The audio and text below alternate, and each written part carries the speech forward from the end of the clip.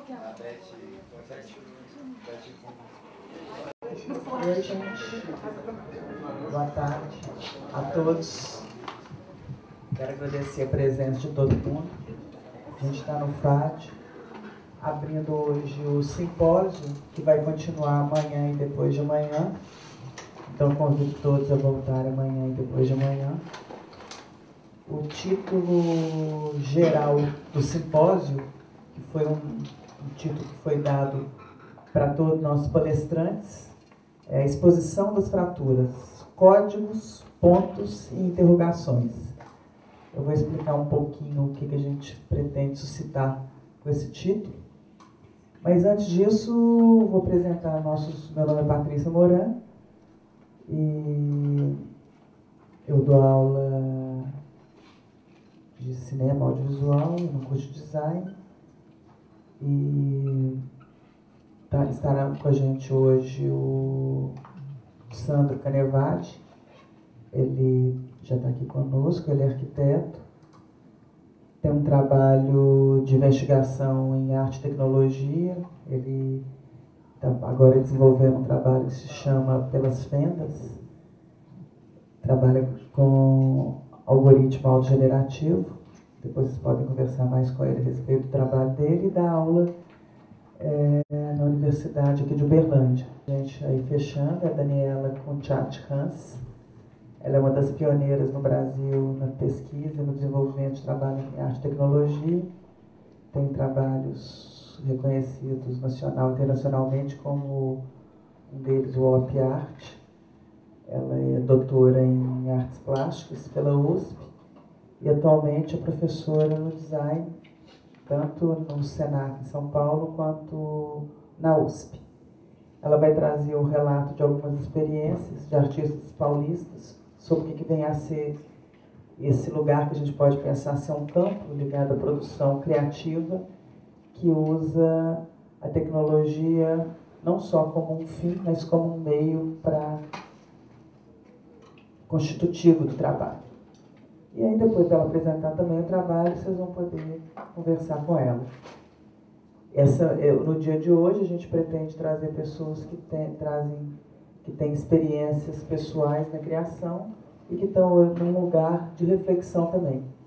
E a gente pode pensar se isso, começar a pensar se isso não é um traço desse trabalho, onde a tecnologia não é simplesmente um fim e um meio, mas ela está nesse lugar onde ela ser parte dela algumas vezes, e algumas vezes você vai desenvolvê-la tendo em vista um fim que você pretende. Então, eu estou dizendo isso porque o FAD, a gente está no FAD, que chama Festival de Arte Digital, que é um espaço tanto para exposição de trabalhos, e aí isso, cujo ponto de partida é a criação de poéticas, em que o aspecto técnico também é ponto de pesquisa relevante. Então, essa pesquisa também é a técnica. E algumas vezes a técnica ela pode te sugerir. A gente pode até lembrar do Manovich, onde a técnica ela já tem um histórico tal que ela também é constitutiva do trabalho. Nesse trabalho, nesse simpósio, quando eu propus a discussão sobre os códigos, eu fiz um pequeno textinho que eu vou ler para vocês aqui rapidamente, pensando que a arte em geral, e principalmente a arte a partir do Renascimento, os nossos palestrantes eles vão retomar essa discussão, cada um numa perspectiva. A questão da mágica, a gente pode pensar que pintar um quadro, e um quadro onde você tem o realismo, ele procura semelhança como um espelho, ele vai produzir a semelhança em relação ao real. Você tem aí nas artes do real, a grande questão é o homem como aquela criatura que desenvolve um duplo, e para fazer isso você tem uma técnica, você tem quase a gente poderia dizer uma mágica. A mágica ela acontece, que a gente pergunta, mostrar ou esconder como se faz a mágica. Teve um determinado momento que o mostrar ou não mostrar era uma questão bastante relevante. Tá? Hoje em dia, o meu desafio, e aí eu volto a ler, eu vou me obedecer, tá, gente? Eu sou muito desobediente comigo. Eu tento me obedecer quando eu vou, tô saindo pela tangente. Então, para me obedecer, eu leio e depois eu comento, senão eu já começo a pensar fora do texto. Mostrar ou esconder como se faz a mágica. Nem sempre é o mais importante se tratando de audiovisual, em se tratando dessa arte criada com meios tecnológicos. Alguma vez o mais importante é manter a magia. Ao longo da história da representação visual, e aí a gente está dizendo, a representação é esse gesto quase fotográfico de constituição de duplos ou de negação de duplos, né? Quer dizer, você vai fazer um trabalho que ele é especular, ele parece com o mundo, ou não. Eu quero fazer um trabalho que aí nos ismos a gente tem exceções ao longo da história. O Bosque, uma pessoa que trabalha com a deformação, ou nos modernismos, você vai trabalhar com a deformação. Então a mágica ela não está no duplo, ela está num conceito que você coloca, né? Mas a representação ainda é o lugar de discussão, quer dizer, aquilo que está sendo mostrado é o que está se chamada a discussão. O processo, criar alguma imagem, é ainda o lugar da discussão. Então, a gente pergunta que ainda hoje a representação é uma questão, né? Ao longo da história, a representação visual, a magia se desloca, podendo significar, inclusive, o oposto do seu antecessor. Quer dizer, em vez da criação do belo, o feio, que passa a ser importante. No Renascimento era na criação de um similar ao real, isso que eu coloquei, que residia o interesse. Quanto maior a semelhança da pintura ou da escultura com o modelo, melhor seria o artista e a obra. 3 séculos depois, a fotografia ela vai se encarregar, e o cinema, de obter, a partir de um gesto, de um clique, que aí um duplo. E a mágica ela estaria onde? Ela estaria no poder do artista de duplicar? Não. Você pode estar sendo transferido. Você tem um mediador, e esse mediador também ele é corresponsável. Então é a química, o interesse do criador ele passa a se deslocar também. Então o artista ele pode fazer rabiscos e ele vai produzir muito mais conceitos. E a questão da representação ela não é necessariamente o mais importante. Se não é no duplo, se não é nesse lugar divino, a magia ela pode ganhar outro lugar. Ela pode ser conceito, ela pode encarnar um objeto, ela pode ser o lugar da discussão do próprio mundo, ela pode ser o lugar da discussão das estruturas. E a arte não necessariamente ela vai produzir objetos. Ela pode produzir conceitos e uma discussão sobre a vida, esvaziando mesmo os objetos. Quer dizer, de um objeto belo a um objeto do mundo, a própria destruição do objeto. As novas tecnologias, elas abrem também as portas para outra relação com a imagem. Uma das novas máquinas é a mistura entre aquilo que é a base material da imagem e o visível. Então, o que é isso? Você pode transformar aquilo que antigamente era usado, servia para produzir representações belas ou feias, ou estranhas, ou conceituais.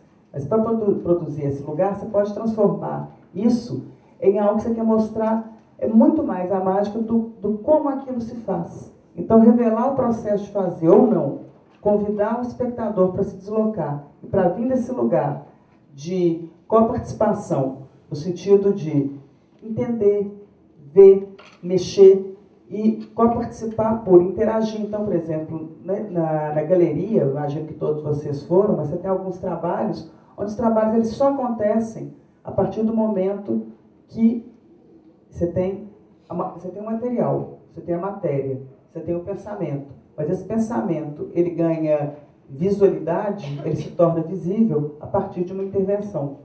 Então a gente tem, a magia ela está muito mais na sua participação, na sua intervenção, do que num corpo predado. As novas tecnologias abrem essa porta, e uma das novas mágicas é a mistura entre aquilo que eu falei, da base material da imagem e o visível. Em outras palavras, o trabalho mostra, o título, não se esqueçam que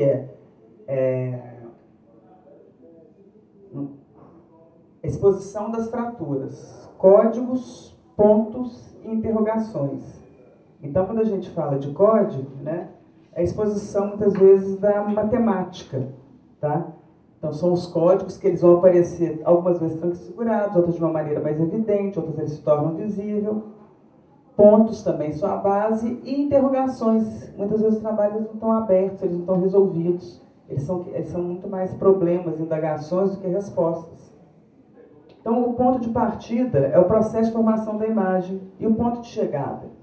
O ponto de chegada é aquele que a gente completa, é aquele que a gente debate, é aquele que indaga muitas vezes a respeito do mundo, em vez de trazer as respostas. O ponto de chegada depende do dispositivo e da proposta do realizador, depende de como aquele que recebe, que interage, vai se situar em relação à obra. Nesse pequeno simpósio, né, a gente vai propor reunião, e aí que é interessante, hoje em dia a gente vai ter, no dia de hoje a gente tem um arquiteto que migrou da arquitetura para trabalhar na arte, uma artista plástica que está no design, porque a arte, em tese, ela não tem fim, em tese. Ela vai de um lugar que não tem fim para se propor a trabalhar com pessoas, algo que tem um fim. E qual que é o fim este? Talvez atritar, talvez produzir uma reflexão sobre o mundo. E nós vamos discutir, apresentar experiências que têm como uma de suas mágicas revelar a sua raiz, seu processo de constituição. Ou, no caso do Sandro, ele vai apresentar um trabalho onde ele se propõe, algumas vezes, o descontrole, outras vezes, o seu encontro com algum momento do trabalho que é quase um teste à sua resistência de encontrar, um trabalho que ele chama Ivoide, que ele vai falar a respeito dele um pouco, de como você encontra o centro do trabalho com o seu centro. Ele fala um pouquinho desse trabalho, se ele quiser. E a Daniela, a experiência de outras pessoas. Então, só para fechar, tá? Uma coisa que é importante a gente... E aí depois a gente debate um pouquinho, mais uma abertura sobre as propostas do simpósio.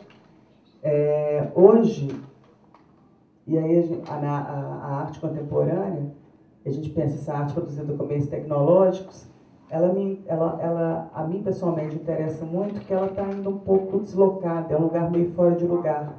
A galeria recebe, a galeria recebe, mas ela ainda não consegue encontrar o lugar ideal, porque ela se manifesta de tantas maneiras, é performance, é web art, você precisa de estar numa galeria para estar numa web art? Eventualmente não.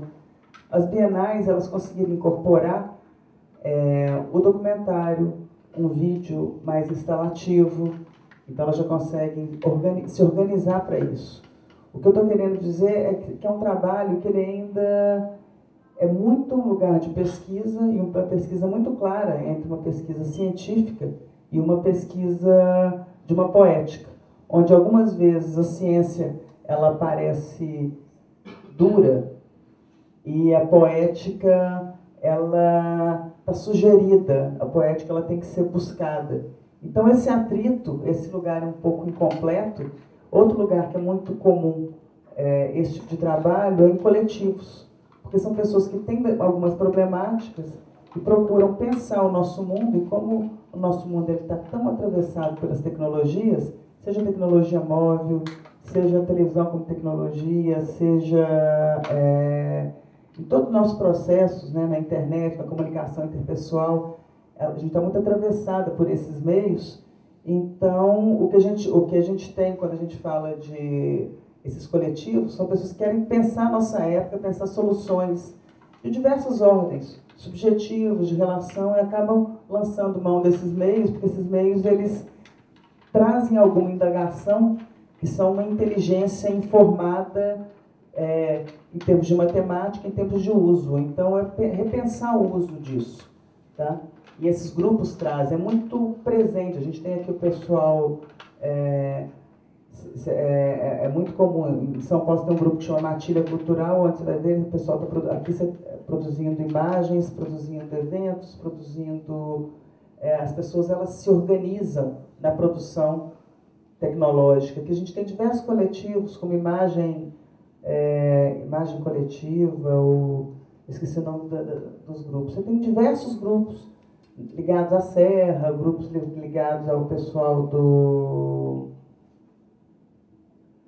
Santa Lúcia, fazendo transmissões de baixa potência. Quer dizer, você vai organizar os afetos através dessa tecnologia que está algumas vezes tão presente sem vida.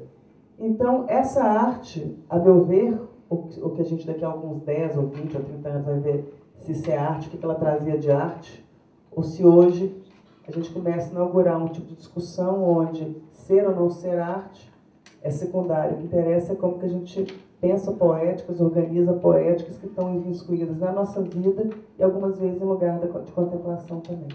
Então, vou passar para o Sandro e bom simpósio. Espero vocês outros dias e a gente discute daqui a pouco mais.